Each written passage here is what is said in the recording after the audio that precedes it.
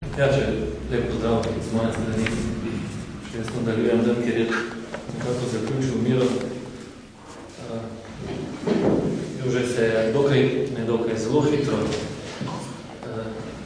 na novo znašel v novo nastali situaciji, ko se je pač iz 8-letnega opozicijskega poslanca moral preobleči v koalicijskega.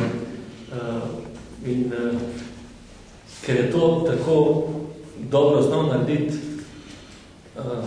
sem rekel, kljub temu, da se sam poslavljam iz aktivnega delovanja v politiki, pa njega grem z velikim veseljem podpirati, pa ne sam za to vsej.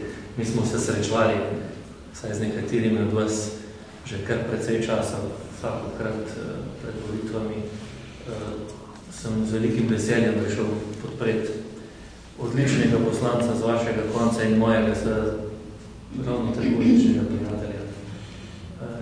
Ta osebna vez, ki je se nekako zgradila v tem obdobju, tako močna, da sem prepričan, da ne glede, da kamorkoli nas bodo poti zanesle, da bo ta vez ostala trdna enako naprej.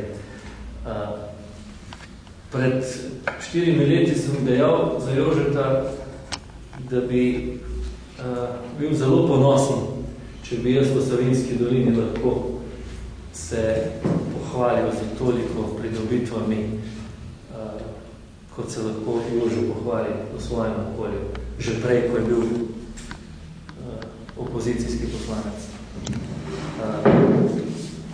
Zdaj je to še toliko močneje pristopno, se pravi, to, kar je Miro naštel, temu dalo še kaj dodati, verjetno bo še sam Jože nekaj rekel.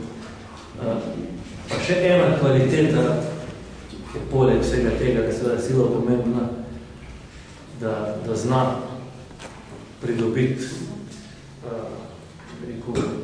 ostale poslanske kolege in s tem posledično sredstva za svoj kraj, oziroma za vaše kraje. To pa je ta njegova pristna kmečka poštenost. No. Za njega ne velja to, kar je iz ene druge stranke nekdo rekel, pravi, če ne gre drugače, bo pa pošteno. Za Jožeta je to na prvem mestu.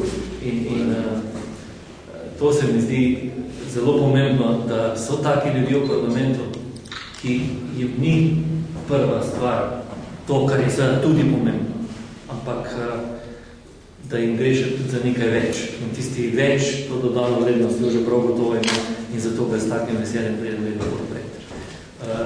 Jože, čestitke v mojem imenu zdaj tu pred javnostjo za vse, kar si do zdaj v teh 12 letih dosegel in sem prepričan, da bo še z enako vnemo nadaljeval tudi v bodoče.